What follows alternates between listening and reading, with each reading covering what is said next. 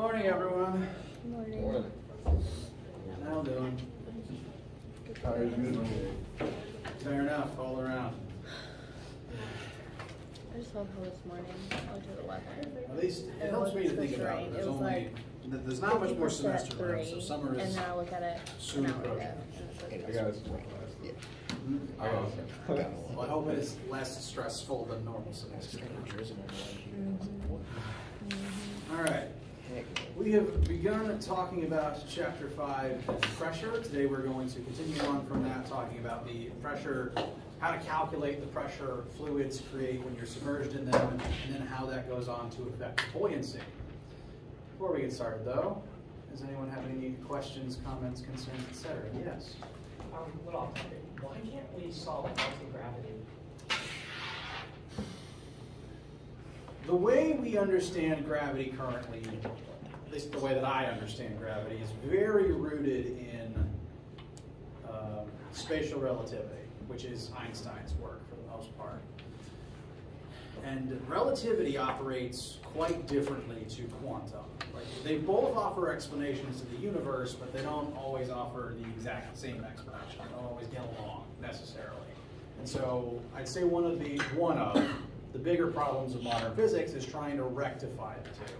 Rectify the places where they don't seem to agree, figure out how they interact properly, how they work in tandem. And in that process, I'm under the impression we do have quantum answers for most things, and gravity is just one that has eluded us. I believe, quantum mechanically speaking, all fundamental forces are administered via a quantum particle traveling between objects. In the case of gravity, the hypothetical particle would be a graviton. And I think the problem is that we've never observed them. Frankly, a lot of this type of physics is still hypothetical because it's kind of impossible to test a lot of it. But we do have sensors that we've used to try to measure some various types of quantum particles. And I believe, last I checked, all efforts to try to confirm if gravitons exist didn't quite pan out. So I think that's the main issue as it was most recently reported to me. Thank you. You're welcome.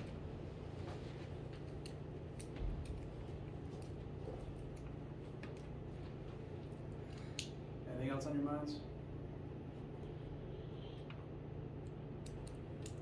All right. There's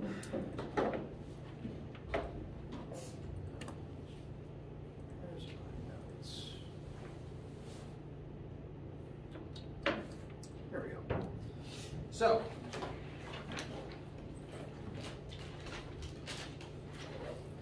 so far we have defined what pressure is. It's the idea that when pressure acts on something, it exerts a force over that object's surface area. Or conversely, if you exert a force on something over, like the surface area of your hand, you're exerting pressure on that object. Pressure tends to be the thing that the human nervous system is best able to detect over just force itself. So most of your sensory perception is based more on pressure than literal force.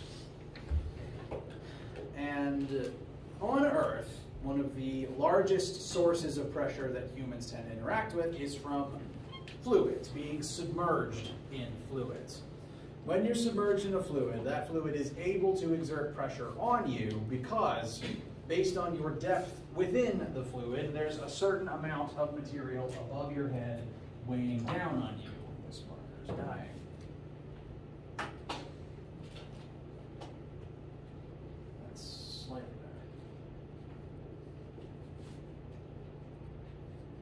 Here we have a person standing on Earth's surface, and even though this kind of looks like a sunny side up egg, this is supposed to be you standing on Earth, and Earth is surrounded by air. This is Earth's atmosphere. And at any given moment, there's a certain height of that air above your head. The air pressure from the atmosphere around you, we can calculate it using this formula, and this formula tells us pressure that any fluid exerts on you is equal to the density of that fluid, the density of air in this case, times the strength of gravity on your planet, so 9.8 here on Earth. That does mean that air pressure can increase on planets with more gravity and decreases on ones with less. It's one reason why Mars's atmosphere is very thin and why the moon doesn't have one to speak of. And lastly, H, the depth that you are in the fluid. For us standing on Earth's surface, that depth is basically the height of the column of air above you that stretches up to the top of the atmosphere. This is why when you climb a mountain, say you're higher up, there's less air above your head and the air pressure drops up there. It's why the air gets thinner, it's why water takes longer to boil, and it's why your ears pop. It's the pressure inside your ear equalizing. So, this is what causes the air pressure around us. And there's frankly a lot of air pressure around us, as we discussed last time. Standard surface level air pressure on Earth is 101,325 pascals, which air is pretty thin, so it takes a lot of air to create this amount of pressure. And there is quite literally miles of air above your head all weighing down on you. It's literally the weight of the air that creates the force that the air pressure exerts on you. But it's not just air that does this. All fluids do it. Currently, you are submerged in a fluid, since gases count as fluids, but water is also a fluid. So the same thing happens if you go underwater.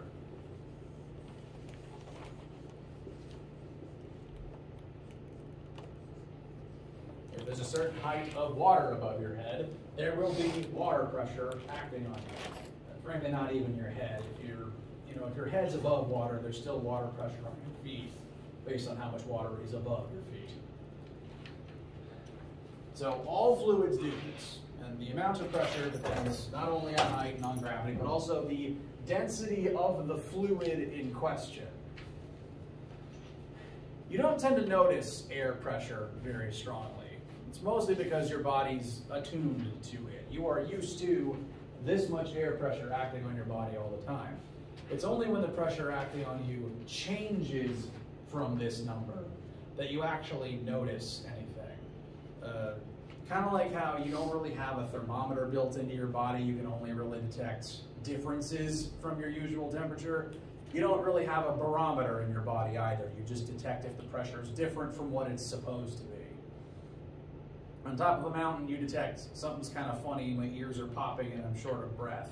On the bottom of the ocean, you feel crushed because water is way more dense than air is. So it does not take going very far down in water to, double and triple the pressure acting on your body, as we will soon calculate.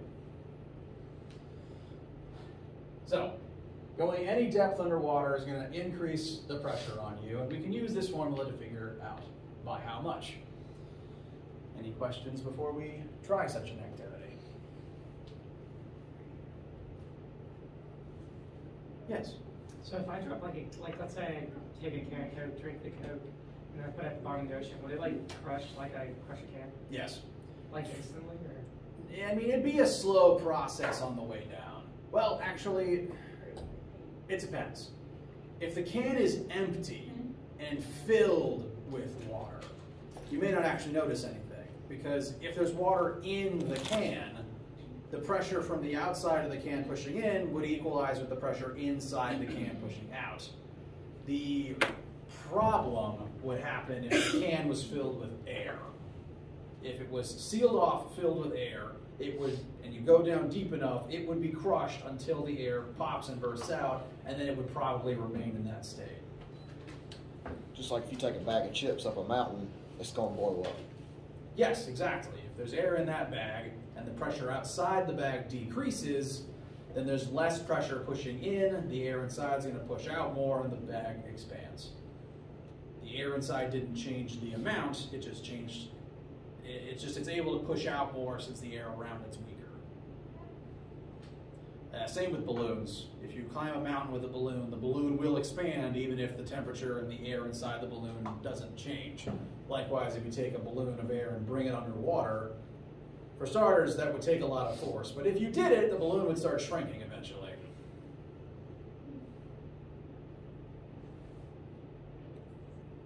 It's like this stuff right here. I think it was bottled at a higher elevation.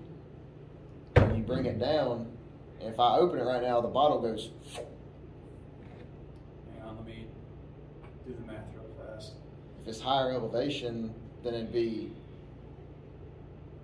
blown up, and then if you bring it down to lower elevation, then it shrinks back in and creates a vacuum, right? Yes. It's like if I open this right now, the bottle goes and swells up. Yes, that does imply that there is more pressure pushing in than it is pressure pushing out. And then when you open it, air gets in and it equalizes. So you are correct. Want to see? Yes. You better do it. It's not very pronounced today. You see it?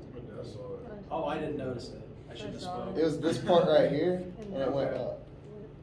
Yeah, actually, it may not even be elevation. It may be that when they were sealing it, they tried to suck as much air out of it as possible. Like a vacuum? Exactly. Yeah, it says it.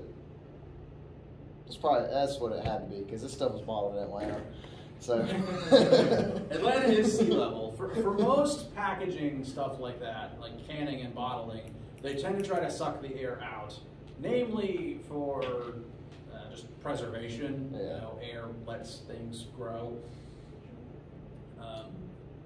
But you're correct. Without that air, there's less pressure in there, and it equalizes when you open it. Astute observation. gotta be careful sometimes when that stuff will come out. Very true. All right. So let us apply this new formula to a situation that you may have experienced before. We're just going to look at how much pressure is added by diving to the bottom of a 10, 12-foot deep pool. We're going to go about 3 meters underwater and just see what effect that has.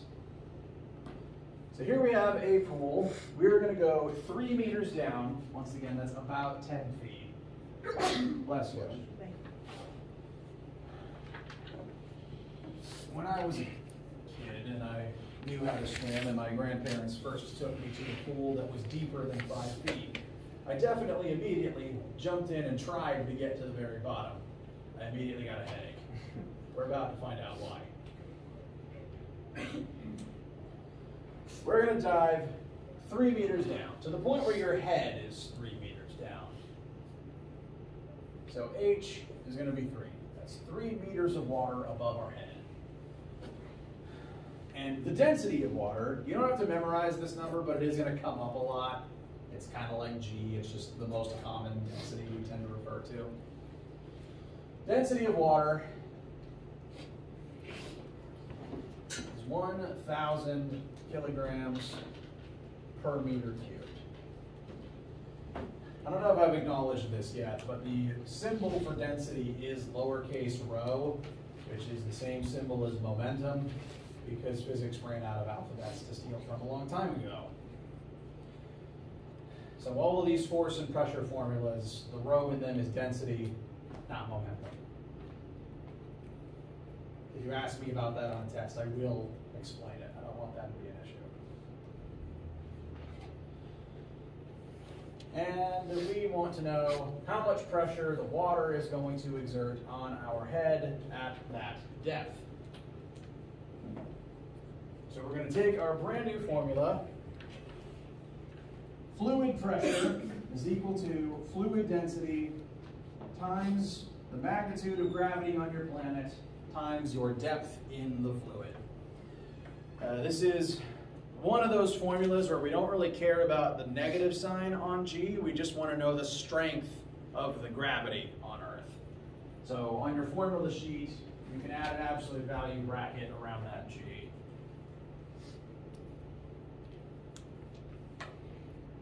Is that second one, is that like the weird B? Yes. And if it helps,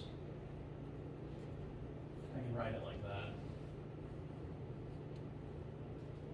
Yes, so that smaller one is lowercase rho for density in this case. The uppercase P is pressure.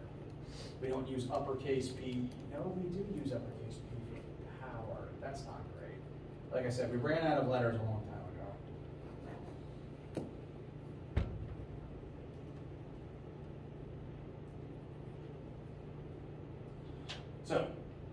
dedicated use of this formula is calculating the pressure a fluid exerts when you are submerged a certain depth in it. So that is its designated use case. So this is the pressure submerged in water, density of 1,000 kilograms per meter cubed, times 9.8, the magnitude of gravity on Earth, times the 3-meter depth that we currently sit in the water. And this tells us how much extra pressure the water exerts on us that our body is not already acclimated to.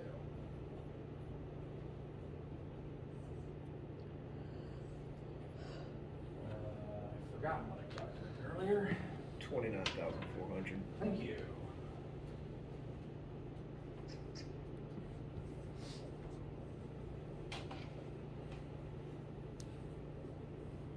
That's in pascals? Yes, it is. This formula is designed to give you pascals as long as you plug in meters for depth, kilograms per meter squared for density, and 9.8 meters per second squared for G. Gotcha. And if it's not, then we have to convert it, Correct.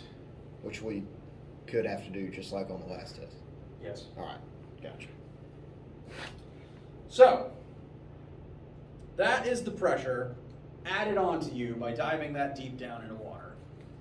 That's about a fourth or a third of standard air pressure that I have listed over there. So 10 feet underwater, and that's already like a third of the atmosphere. If you go down much deeper, you're going to double and triple the atmospheric pressure acting on you. Deep sea diving is dangerous. So what happens to the air pressure underwater? That's a great question. You said it's added? Correct. This, technically, this is not a big deal. I just want to try to emphasize a point about this. This is the additional pressure that the water adds to you by being this deep in it. This air pressure doesn't go away. So this is not the total pressure acting on your body. This is the extra pressure on top of this added to you. Because if this pool was empty, you'd already have this much air pressure acting on you if you were just surrounded by air. When it's filled in, you have this pressure, which is still indirectly acting on you, because if it's not pushing on your body, it's pushing down on the water that you're in. So the fact that the air is pushing down on the water increases the water pressure by this amount. So even diving underwater, this number doesn't vanish. We're just adding this new extra pressure onto it. Now, usually I will only ever ask, what is the water pressure? How much extra pressure is added? But for the sake of accuracy, I want to note this is in addition to what you're already used to. And I'm treating this as, here's your baseline, and this is now extra pressure over your baseline. So you're being crushed more than normal by that much. Hence, the deeper you go. Exactly. If you double this depth, you're going to double this extra pressure. If you go 100 times deeper, you're going to multiply this extra pressure by 100. Since the H term is just linearly linked to the pressure here. Double the H, you double the pressure, et cetera, et cetera. So it doesn't even take going very deep in the water to hit points where human body just does not want to be there. I'm going to emphasize why, I'm now going to do some math to show why this, just this deep, can be painful. Yes? Is that why you have to go slower than your swimmer's? Yes. That is correct. You have to, first of all, you want to go down very slowly to make sure that your body acclimates to the new pressure. Because if you go too fast, it's like hydraulic press. Similarly, you want to rise very slowly so that you reacclimate to the smaller pressures. If you go too quickly, your body and your blood vessels and the nitrogen bubbles in your blood vessels expands too quickly, and that bubble might get in your brain, and your brain's not supposed to have bubbles in it. That's what causes the bends. So the skydiving hurt? Skydiving? Yeah. Well, skydiving hurts if you hit the ground. Skydiving, there's less of a pressure issue just because air is really thin, and you don't tend to go up so high that it gets like unbreathable. Well, if you wear earplugs. Earplugs do help, although usually if you're skydiving, you've got either a skydiving instructor attached to your back that you need to listen to, or probably a team on a headset you need to listen to. But usually there is ear protection involved. That is a good observation. An interesting thing with the atmosphere is it tends to be thicker at lower, near the surface than it is up top. So on Earth's surface, there's a high concentration of air, and it's really compact down here, and it kind of thins out slowly because of the way that the gravity is working, the way that the gravity is pulling down on the atmosphere. And most planes don't tend to let people out way up here. This is like basically space. They tend to operate here, which isn't even half as thin as normal. It's maybe like an 8, down by like 20%, still breathable, mountain heights. This tends to be the only point where, humans can safely jump out. So there is less pressure. You are absolutely correct. But for safety reasons, you tend to get let out here, not here. Now the guy who skydived in a squirrel suit from low orbit, he needed oxygen. So like in a commercial passenger plane, don't they pressurize the cabin? Correct. That height would be dangerous if you weren't in the plane. You don't tend to skydive from that height. So, I'm taking flight lessons, right? Okay. And there's no pressure in the plane, right? Oh, And there's like a little hole that I can stick my hand out. My hand goes like this. So I'm assuming a low-level light aircraft? Yes. Okay. So, let's say I jump out, right? Mm-hmm. I'm fine. But In terms of pressure, yes. In terms of gravity, maybe not. so, I'm not dead yet. Not yet. And I jump out, but let's say I'm knocked out because I'm scared. Uh-oh. Will I regain consciousness in the next 2 minutes? Maybe Probably. less than a minute? Humans, if you get, again, not a doctor, not a biologist, so a grain of salt. When you get knocked out, when most humans are knocked out, it's not usually like as long a term thing as movies make it seem like it is. Usually when you lose consciousness, it's because your brain doesn't have enough oxygen, and it's designed, the reason you go under is to quickly fall over, get your brain level with your heart to equalize blood flow. It tends to only last long enough for you to fall over and get more blood to your brain. So most times a human gets knocked out, they tend to wake up in a couple seconds. Granted, there's extreme cases. I don't know how fear plays into it. But as long as you're not seconds from the ground, I assume you'd be okay, especially since the rushing wind may help wake you up. So if I see somebody knocked out, shall I? No, they need to lay flat on the ground. Oh, just flat? Yes, because kind of similar to this, actually, there's more force and more pressure deeper down. When you're standing upright, this is very poorly drawn human. I feel like I'm in the secret class. Your heart is here, your brain is here. Since your brain's pretty high up, there's usually less blood pressure up here. Kind of like how there's more air pressure on the surface than there is way up. Blood is still a fluid, so the same rule still applies. There's technically more blood pressure in your feet than there is in your brain. And whenever your brain doesn't get enough oxygen, it triggers the response so that you fall over. And when you fall over, assuming you didn't hurt yourself on the way down, your brain is now level with your heart, equalizing the pressure between the two, ideally allowing more oxygen to get to your brain more quickly. So that's the entire reason, that's one of the reasons humans faint.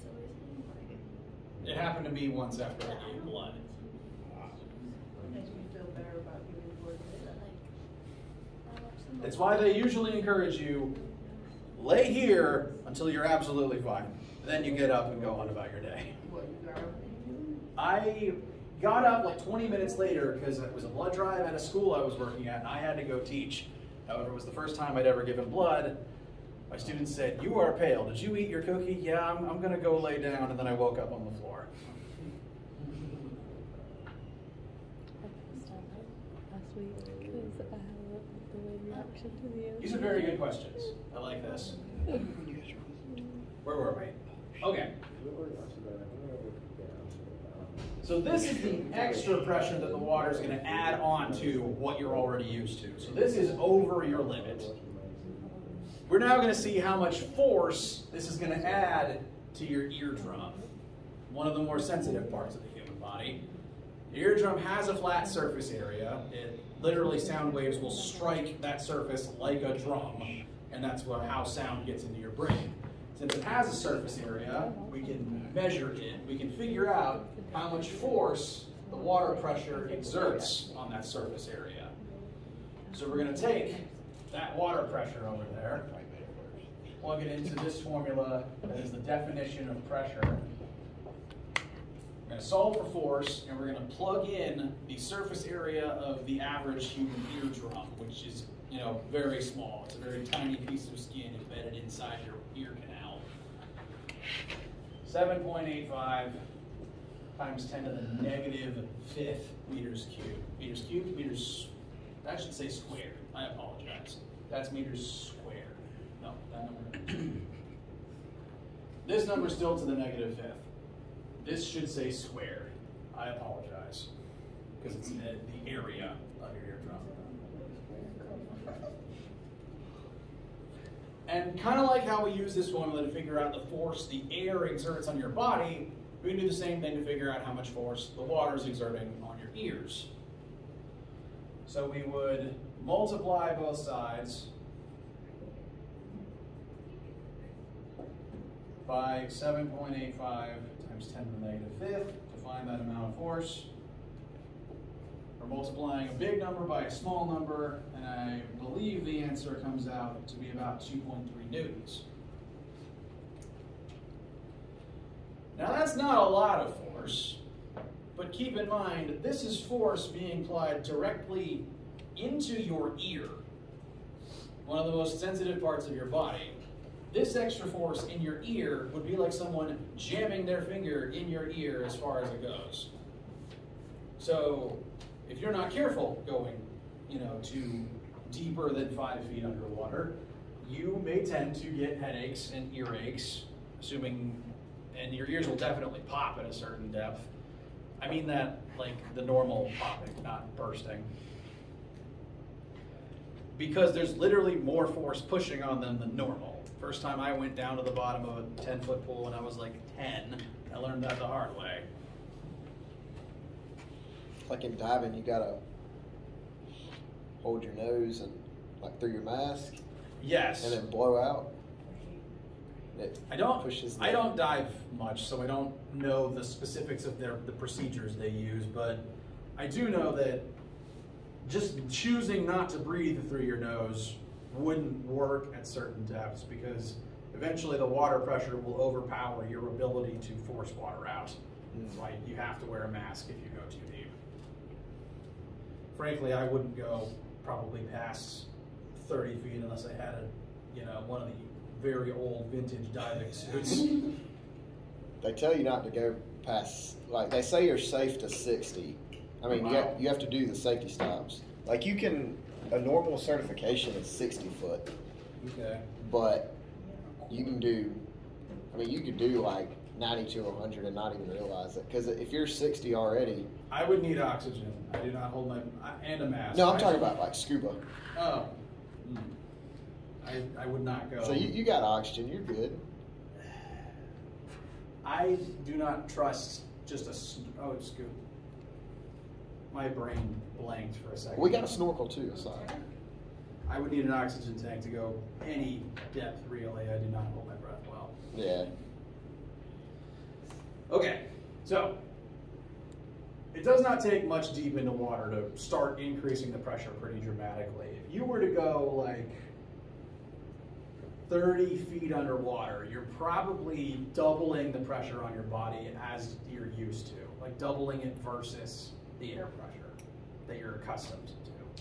So if you go down very deep, tremendous pressures, tremendous forces acting on your body. This is why Aquaman is not a chump. He can survive the bottom of the ocean. Tremendous amounts of pressure. At his best, he can punch Superman. Now, this is related to what causes objects to float, as I will now demonstrate. Here we have a box, and we are going to put this box underwater, and we are going to analyze the forces that are acting on each side of the box. Pressure always pushes in perpendicular to the surface that it's acting on. So the pressure from the water on this box is going to point inward on all sides. And that means it's going to be a different direction on each of these flat faces. We're using a cube so that the faces are flat. We can tell what directions those are pretty easily. Now, the force acting on each side of the cube depends on how deep the cube is in the water, as per this formula that we just utilized. But this pressure from the water depends on depth. And the bottom part of the cube is deeper than the top part of the cube. If this is like a 1 meter by 1 meter by 1 meter cube, the bottom is a whole meter deeper than the top is. So the pressure at the bottom of the cube would be greater, as per this formula. If you add 1 to h, you would add on to the pressure. And if the pressure is bigger at the bottom, the force acting on the bottom of the cube would be greater. Now, you don't notice this in air most of the time because the force from the air acting on you is kind of puny. Air is not very dense. But if we were to draw force arrows at every single depth along the sides of this box, the force arrows would get bigger the deeper you go because the pressure increases on the lower parts of the object. So the force also increases on the lower parts of the object. And this is happening on both of the vertically oriented sides of the box. Now, this force imbalance isn't really going to push the box around at all because at each depth, the arrows are the same size as each other. The rightward pointing arrow and the leftward pointing arrow, I said that backwards, are the same size at each corresponding depth. So this difference isn't going to push the box around. They're still all going to add up to 0, but technically the bottom of the box is being crushed more than the top of the box. And you can see, and we've measured, like scientists have, the increasing force on the lower parts of the object. To kind of compare this to something you may have seen before in real life, this is the Hoover Dam. And it's shaped in a very particular way. The inner wall, this is the side that all the water's on, this is the Colorado River, and the side with all the water is a straight line straight down to the bottom of the riverbed. But you can see here in the photo that the air-facing side isn't a straight line down, it's actually tapered and increases in thickness at the bottom. Most dams tend to be shaped this way, not just the Hoover Dam. And they do this specifically because of this. The deeper parts of the object have more pressure, therefore more force acting on them. So there's more force from the water acting on the deeper parts of the dam. And so they've literally reinforced the bottom over the top to make sure it doesn't give out because of those extra forces. If this was just a single concrete wall all the way down, it would have broke a long time ago.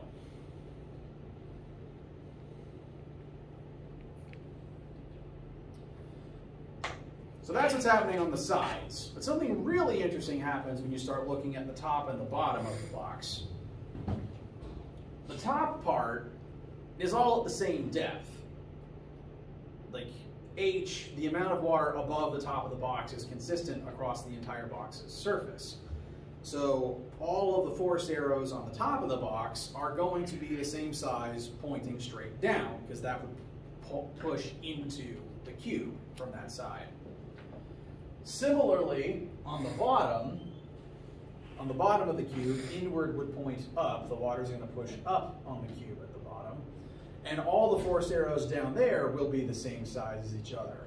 But at this depth, there's more water pressure than at the top point, which means even though all the force arrows on the bottom will be the same size as each other, there's going to be more force pointing up from the bottom than there is pointing down from the top.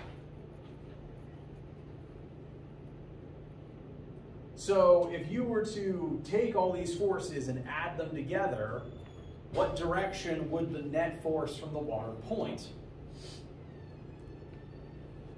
Up. The sides cancel out, and when you add more force up to a smaller force down, the net force points up. This is the buoyant force. Buoyancy being the fancy science word for floating. And this is why every object, even ones that sink, tend to be lighter underwater.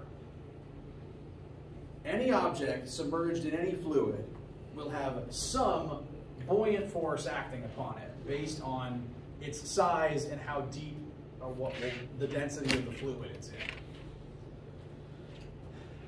Every single object submerged in any fluid will have some amount of buoyant force acting on it. And this is why everything, even if it sinks, feels lighter underwater. It's not that gravity has changed. It's not like the object has lost mass. It's just that there's now, in addition to gravity pointing down, there would now be a buoyant force upwards opposing gravity. So over here, I've drawn a floating cube. Gravity is still going to point down, but if it's partially submerged in water, there will be some buoyant force upward. FB is going to stand for buoyant force. This is technically how you spell buoyancy. It's buoyancy, like the word buoy, the things that float in the harbor. And that force will act on anything that is submerged in a fluid. So if an object is floating on the water's surface, that implies that the current buoyant force acting on it is equal to its weight. For something to float in a fluid, buoyant force up has to equal the force of gravity downwards. If the buoyant force isn't big enough to do that, the object is going to sink. But it's only going to sink until it reaches a depth where the water pressure is then able to overpower gravity. Most things will only really sink to a certain depth. A lot of detritus lost in the ocean tends to just kind of hover at a certain distance under the water's surface, because that's the point where the pressure has increased to where the buoyant force up can actually cancel the force of gravity down. So if something sinks, it's because the buoyant force isn't strong enough to overcome gravity, but it's still there. And that's why things still feel lighter under the water. And that's why a lot of astronauts do their space training in Olympic swimming pools with their full spacesuits on. It's like there's less gravity down there. Plus, you help make sure the suits are airtight.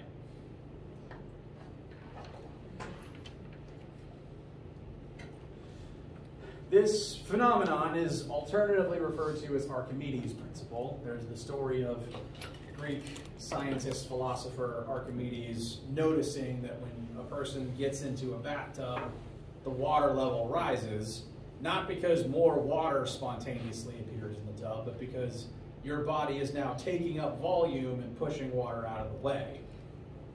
You may have done some science experiments where you would drop a weirdly shaped object in the water, note by how much volume the water increases, and that would need to be the volume of the object pushing water out of the way. This is a very related phenomenon because when you put anything into water, that entity pushes water out of the way. And that's the water that's pushing back, exerting the buoyant force to try to, take its space back. And this is why the volume of the submerged object affects buoyant force. The more object that's under the water, the more water it's pushed out of the way, the harder the water is going to push back to try to, take back its spot. To kind of compare that to something you may have noticed before, have you ever, like on pool or beach day, had a beach ball floating on the water's surface and you've jammed it all the way underwater? Comes up, smacks you in the face. Comes up very quickly, yes. The ball is light enough such that only a small amount of it needs to be under the water's surface for this formula to create enough buoyant force for it to float. If you jam it all the way underwater, you're going to increase the volume of object under the water's surface, increasing the volume of water that you displace.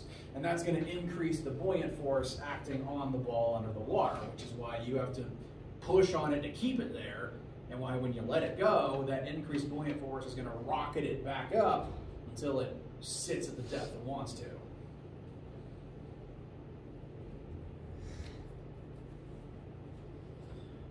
So the volume of the submerged portion of the object affects how much buoyant force is acting on it.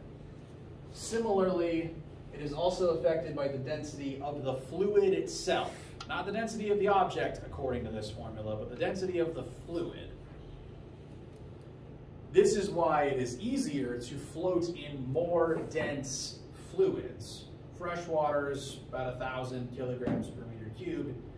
Salt water is more dense than that, which is why it's easier to float in salt water, especially if you've ever gone to Salt Lake, and especially if you've ever been to the Dead Sea.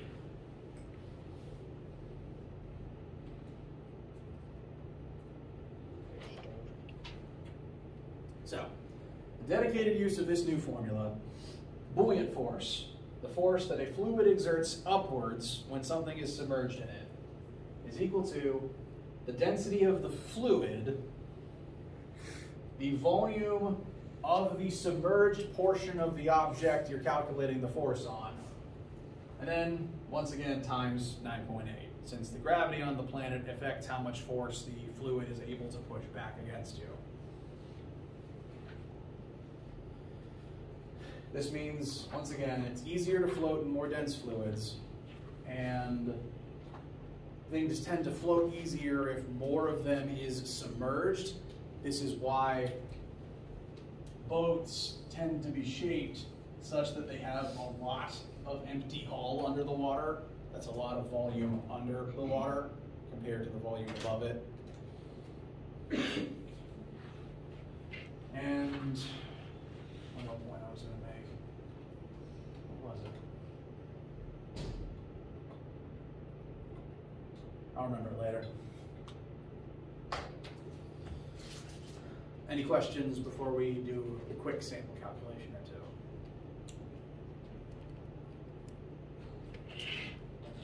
All right. Let's put a few numbers to some of the things I've said before we call it a day.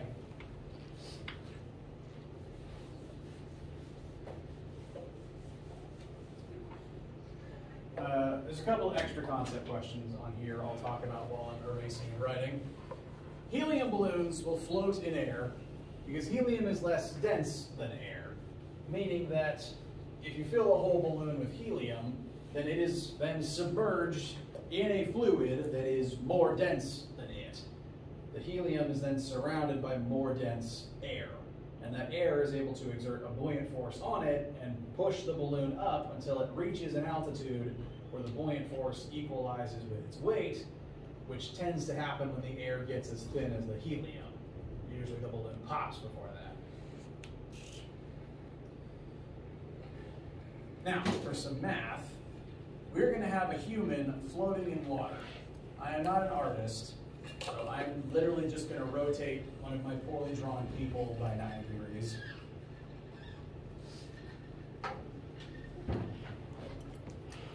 And they are going to be about half submerged in water.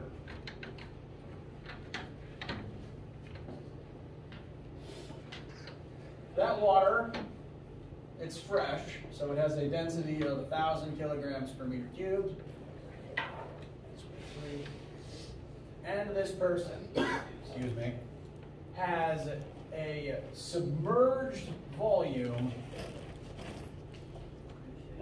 of 0.9 meters cubed. That means only the amount of them that is under the water is contributing to this, which I will highlight in orange.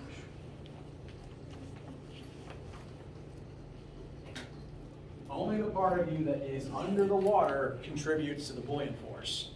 If you, as an individual, have a hard time floating in water, usually more of you tends to sink until you kind of hit the point where the buoyant force is enough. And that's because you need a certain volume of you underwater to generate enough buoyant force.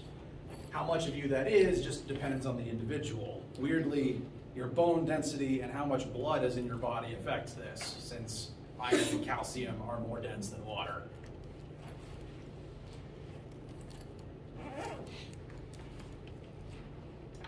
And we can use all these variables to figure out the buoyant force currently acting on this person.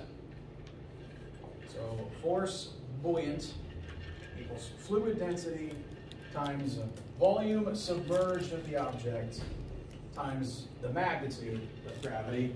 This is another one of those times where you actually don't care about the negative sign that's on G, because the formula just wants to know how strong the gravity is on planet Earth, not the direction it points.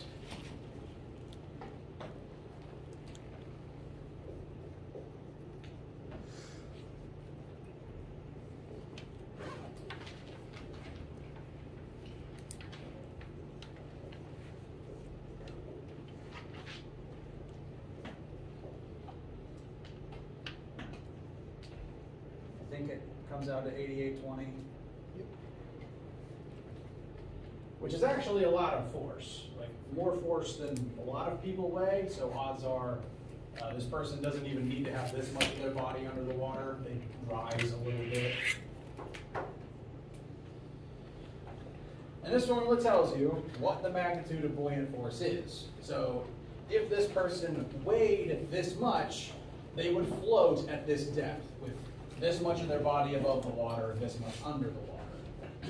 If their weight was more than this number, they'd sink until enough of them was under the water to increase the buoyant force to be equal to their weight.